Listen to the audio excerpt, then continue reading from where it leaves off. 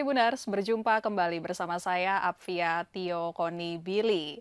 Tribuners, Indonesia tengah berbenah untuk melangkah menjadi sebuah negara maju di tahun 2045 mendatang dengan menyiapkan ibu kota negara yang baru di Pulau Kalimantan atau tepatnya di wilayah Kabupaten Penajam Pasir Utara. Dengan mengusung tema Future Smart Forest City, nantinya seluruh infrastruktur, bangunan, maupun fasilitas umum akan mengedepankan unsur ramah lingkungan dan teknologi. Ragam pihak pun akan dilibatkan secara penuh dalam pembangunan ibu kota negara yang baru ini, baik dari kementerian maupun pihak swasta. Lalu seperti apa progres dari pembangunan IKN hingga saat ini dan apa saja tantangan yang dihadapi?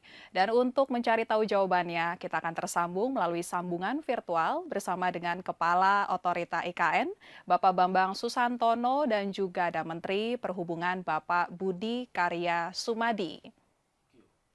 Ya, baik Tribuner, saya akan menyapa Pak Bambang dan Pak Budi, namun saya akan ke Pak Bambang terlebih dahulu. Apa saja tantangan yang dihadapi sejauh ini, Pak Bambang? Silakan, Pak.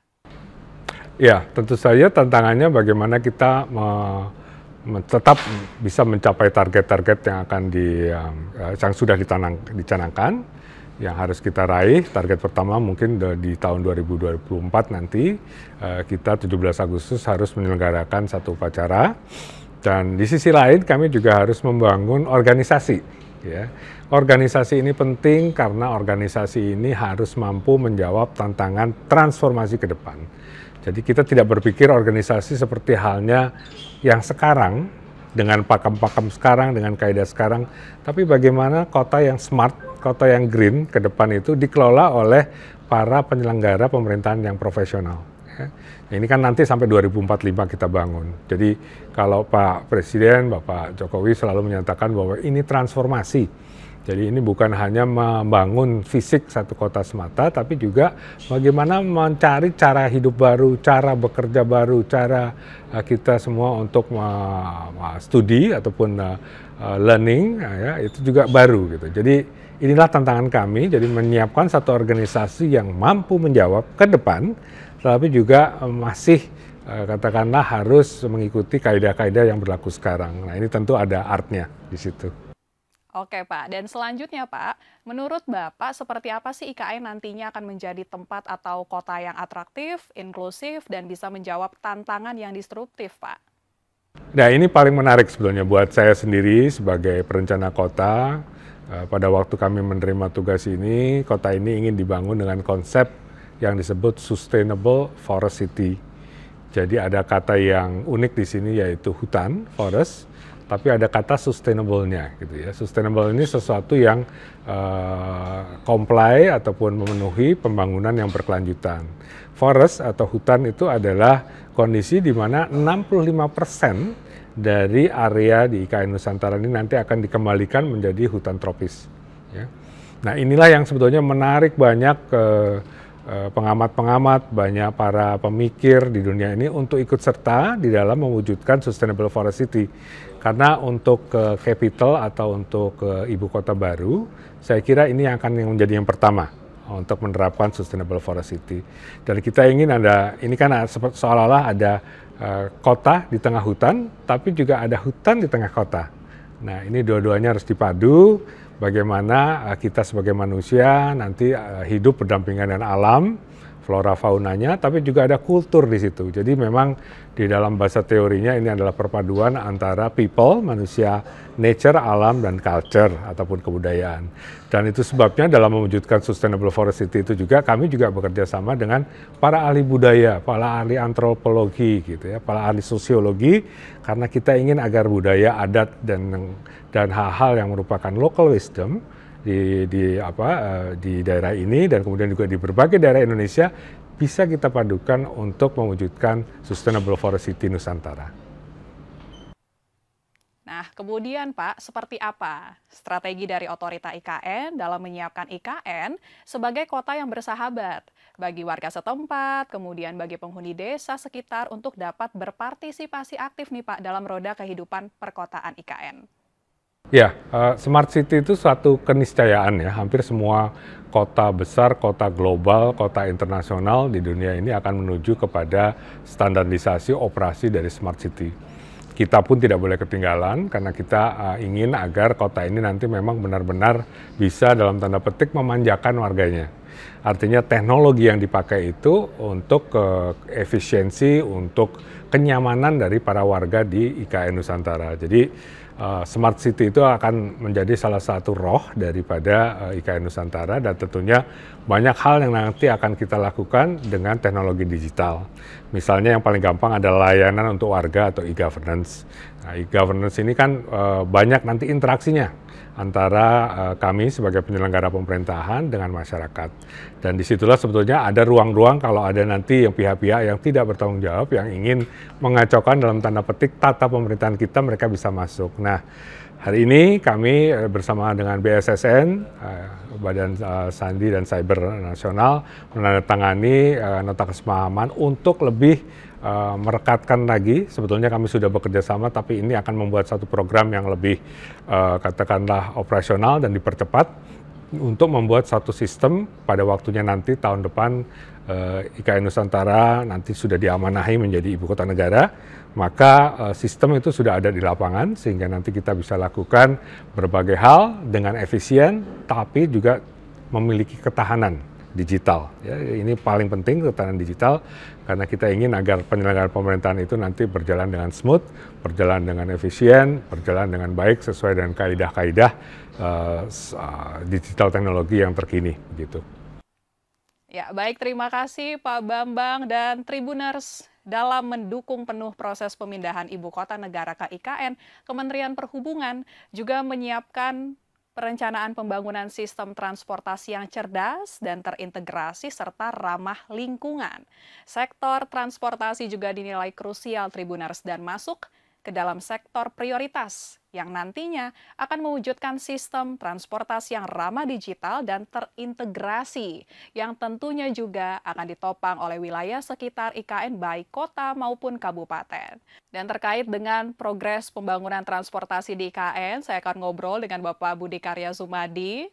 Pak Budi, bagaimana pendapat Anda nih Pak yang pertama terkait dengan pemindahan ibu kota ke IKN? Perpindahan itu saya pikir sudah dipikirkan sejak zaman Bung Karno. Jadi benar adanya ya, memang keharusan kita melakukan itu, apalagi penduduk Pulau Jawa sudah sedemikian padat ya, dan kecenderungan orang itu Java sentris. Nah, sekarang ini itu konsisten dengan apa yang disampaikan Bapak Presiden, bahwa sekarang kita harus Indonesia sentris, artinya pusat-pusat pertumbuhan di luar Jawa itu harus dilakukan. Dan pemindahan IKN ini bisa menjadi satu contoh besar, dan bisa menjadi contoh juga bahwa IKN ini menjadi satu modus atau cara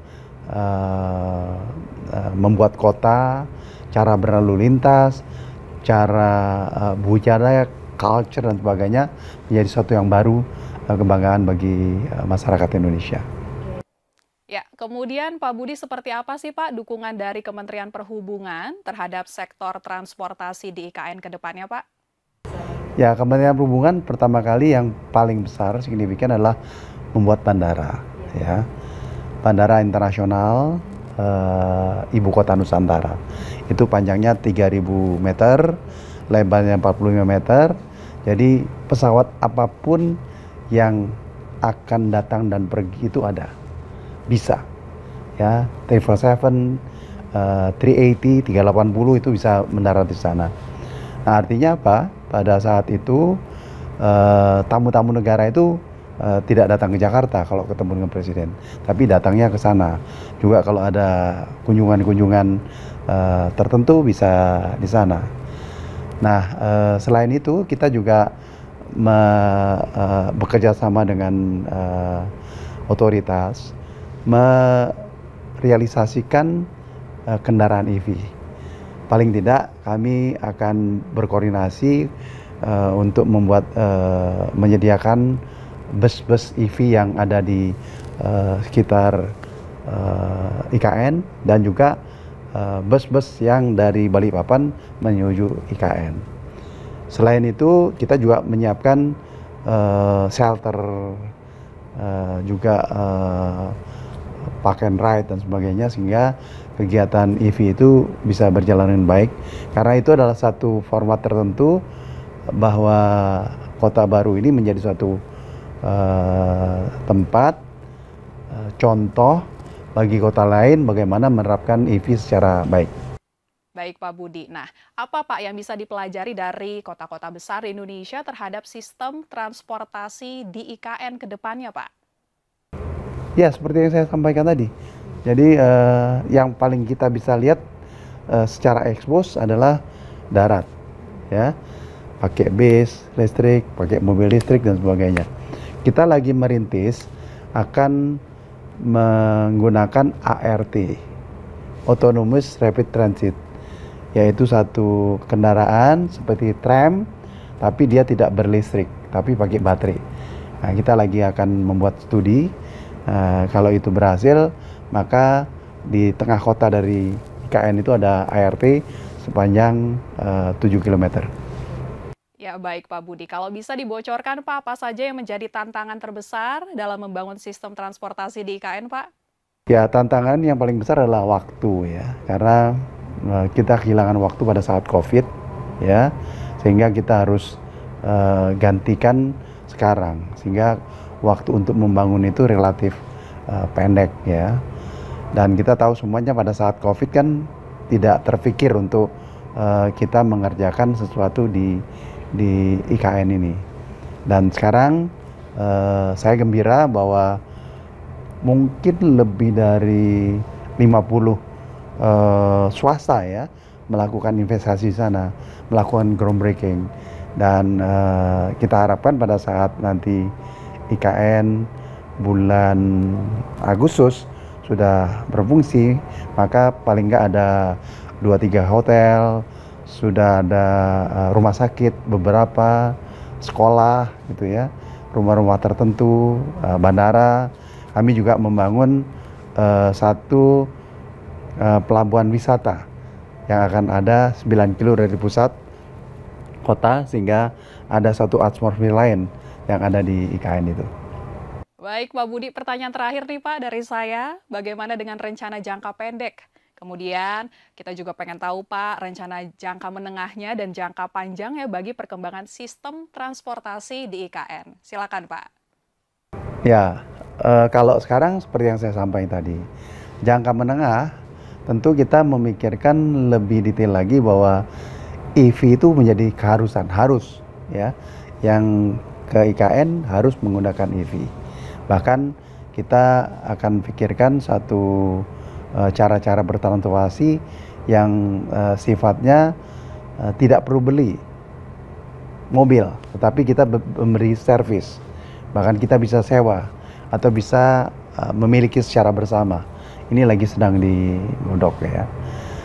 Jangka menengah juga, ya, tentu bandara ini akan kita buat lebih besar, ya, dan juga bisa menampung kegiatan-kegiatan logistik yang lebih banyak.